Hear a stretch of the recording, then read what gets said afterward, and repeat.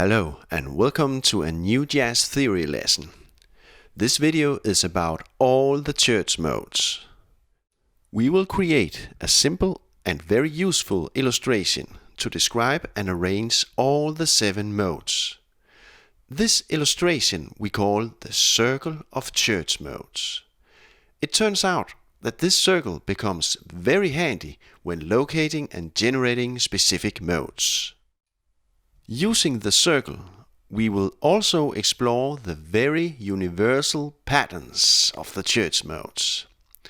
We will find out how to benefit from those patterns and develop some very nice sounding improvisation methods we can use and reuse no matter what church mode we are playing. Finally, the drummer Erik Frandsen and I will play a modal funky tune. I will try to perform some of the techniques shown in this lesson, and the sound of all the modes will come to life. Okay, let's start this lesson and draw a circle, the circle of church modes. Okay, all the church modes have 7 notes inside an octave. So let's make 7 marks on the circle. 1 mark for each note. Next step is to look closer at one of the church modes. It could be the Ionian mode. This mode is probably the most well known because the Ionian scale is equal to the major scale. If the keynote is C, then the Ionian scale is all the white keys. Okay, next step is to choose a starting place for the Ionian scale on the circle. And let's pick the marker at 12 o'clock. So, when playing the Ionian stepwise, we also take a clockwise walk through all the markers.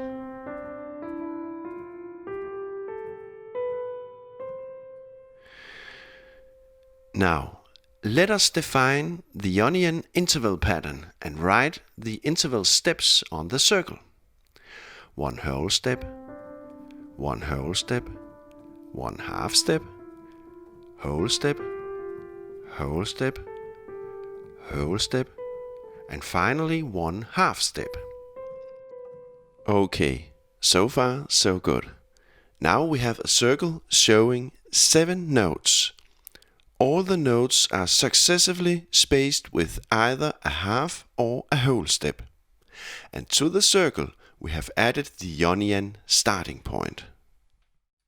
Now it is time to add all the other church modes. It happens that all the church modes can be seen as different degrees of each other. So if the Ionian mode is the 1st degree, then the Dorian mode is the 2nd degree. The Phrygian mode is the 3rd degree. The Lydian is the 4th degree. The Mixolydian 5th degree. Aeolian 6th degree. And finally, the Locrian is the 7th degree. So, what does this mean? It means that if I, for instance, have the C Ionian scale in my hand, and I want to create a Dorian scale, then I can observe on the circle that the Dorian scale is a 2nd degree of the Ionian scale. Then I just locate the 2nd step on the Ionian scale, the D note, and make that D note my new key note and starting point. And here is my D Dorian scale. So, the C Ionian and D Dorian contain the same keys. They just have different starting points, different key notes. Okay, before moving on, let us make another example. Now we want to derive the Locrian scale from the C Ionian scale.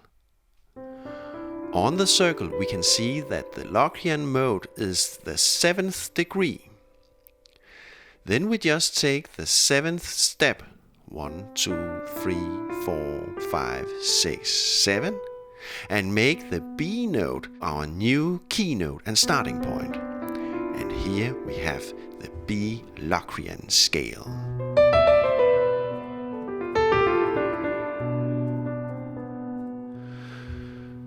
We can also use our circle to go backwards in degrees. This technique can be used if we want to find a specific mode in a specific tonality. Let's say I want to find the C Phrygian. Then the trick is to locate the 1st degree Ionian tonality. So we just go counterclockwise on the circle. So the C Phrygian is the 3rd degree. Then we go a whole step down to the 2nd Dorian degree, and then a whole step to the 1st degree, the A flat Ionian, also called the A flat major scale. This scale we know.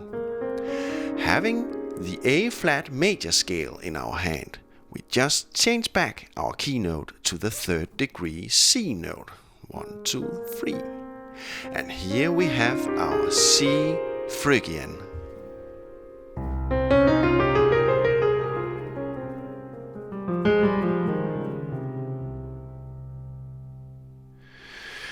So we can generate any church mode by counting backwards on the circle, finding the corresponding Ionian scale. There is another and very easy way to create a specific mode in a specific tonality using the circle. It can be done simply by looking at the interval steps on the circle. Let's say we want to find the B flat Mixolydian. Then we just take a step walk from the B flat note, going up a whole step and a whole step from there, and a half step and a whole step, half step, and finally a whole step. And here we have our B flat mixo.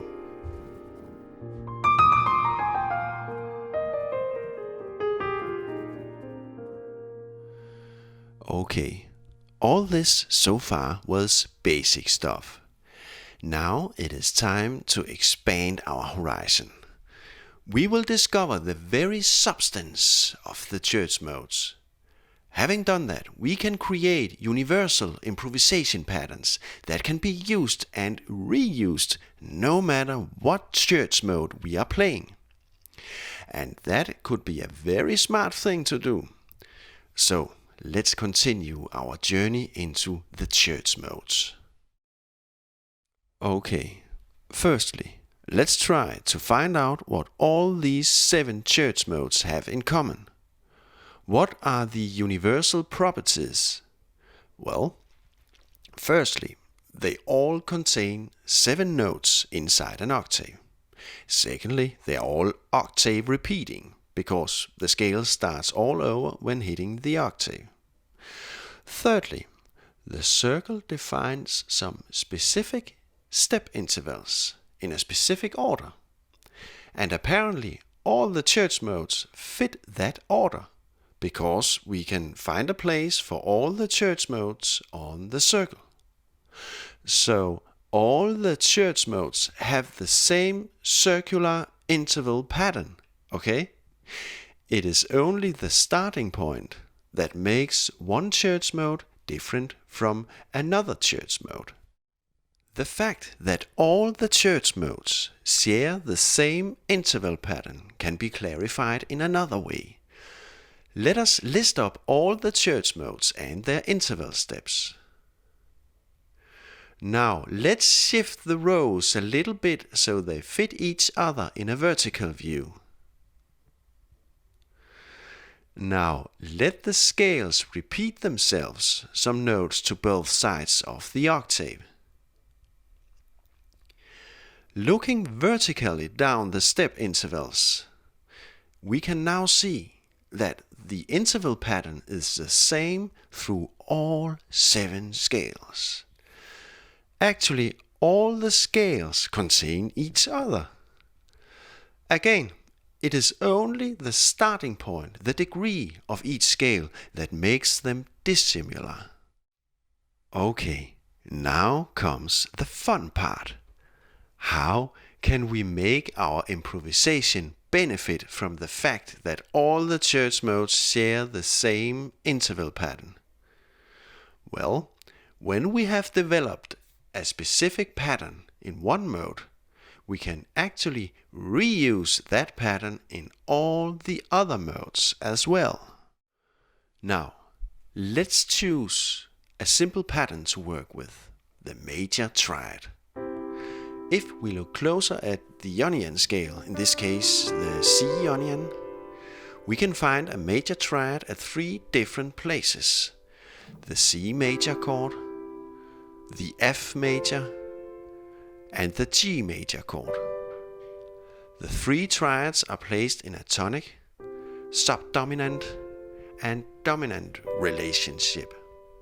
Okay, let us use the 3 triads to play a little solo in the Ionian mode.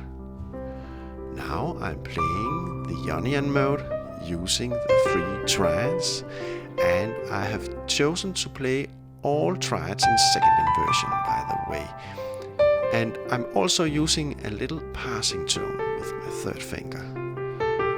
So now I'm playing the Ionian mode using a triad pattern instead of playing the mode as a strictly stepwise up and down scale.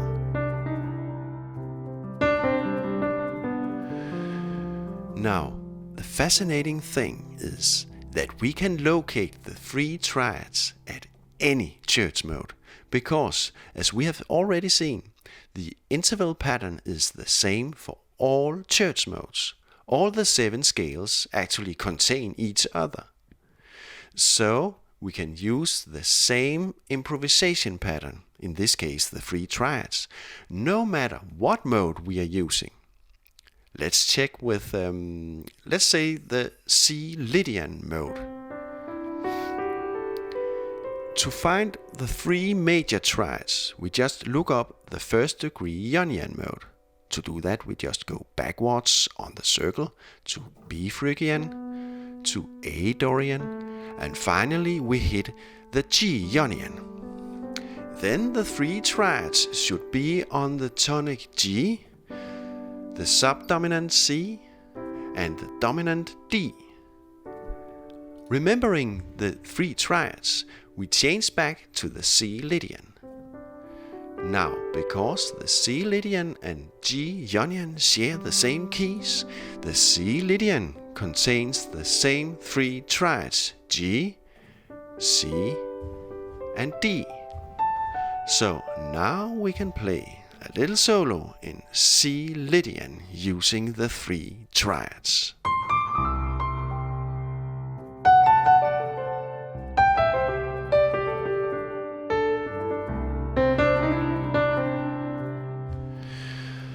So it happens that no matter what mode we are playing, we can always locate the 3 triads. And the triads are always mutually related as tonic, subdominant, and dominant compared to each other. So, if you rehearse arpeggio on the 3 triads, you are actually also rehearsing all 7 church modes. Think about it. All the modes carried out using 3 simple triads. Okay, there are of course many other patterns than the major triads you can derive from the church modes and use in your improvisation. And now I will tell you about one of my favorite patterns. I surely hope that you have stayed tuned so far, because now we can move on to something really fun. In a previous lesson, we played the Dorian mode using the minor pentatonic pattern. I will paste a link to that lesson in the description below. You may consult the lesson to get deeper into the subject, but you don't have to. I will quickly summarize the facts here. Okay, The Dorian scale can be played using the minor pentatonic scale at 3 different positions on the keyboard.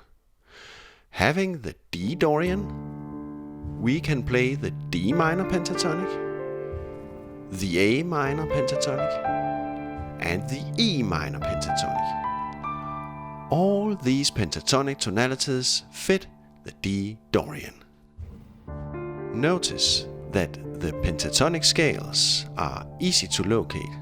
Compared to the Dorian degree, we have a pentatonic scale on the keynote, the D minor pentatonic, and then we go up a perfect fifth, and here we have the next pentatonic tonality, the A minor pentatonic, and then we go up another fifth to the E minor pentatonic. Playing the Dorian using this chain of pentatonic hand grips, each spaced with a perfect fifth, we have made a very nice sounding pattern, and we can avoid playing the Dorian scale stepwise up and down.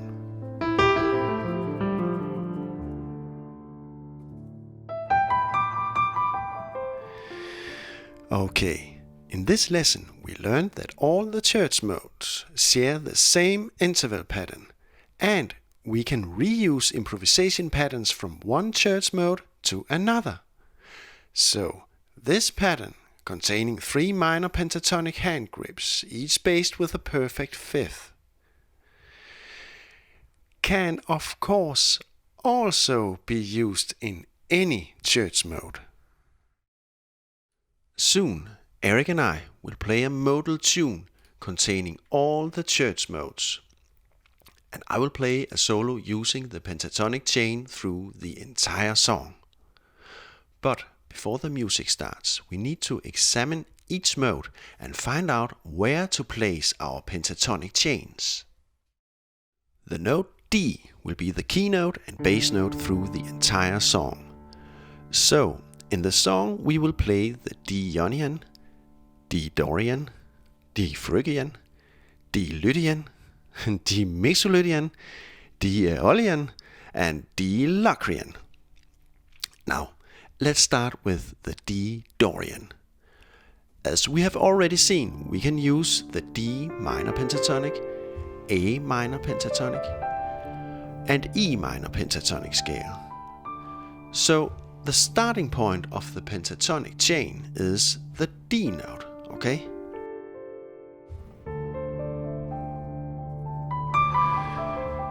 When we play the D Phrygian, we just move the starting point of the pentatonic chain a whole step down to C. And yes, the 3 pentatonic hand grips represent the D Phrygian perfect.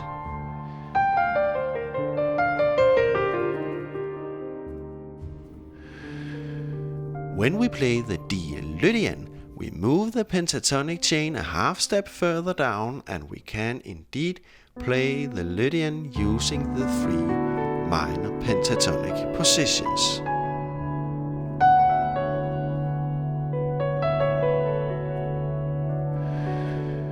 When we play the D Mixolydian, we move the chain down a whole step to the A note.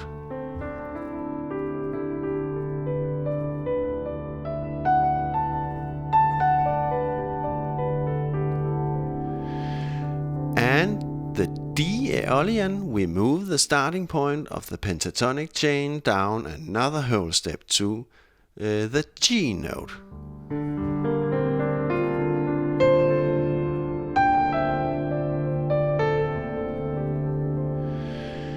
And when playing the Locrian mode, we go down another whole step and we let the pentatonic chain start from the F note.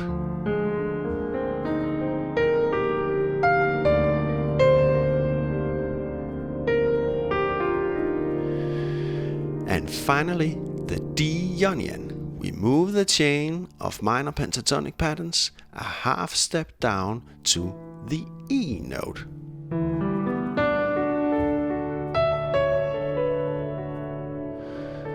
Okay, so what happened here? Again, we realized that we can use and reuse the same pattern for all the church modes. It is just a matter of changing the position of the pattern to make it fit the different church modes. So, thinking the church modes in patterns and hand grips, we firstly make a great shortcut because we can reuse the patterns through all 7 modes. And secondly, thinking in patterns, we can avoid playing church modes as stepwise up and down scales. Instead, we break up the scales and form the music to something more than just a scale.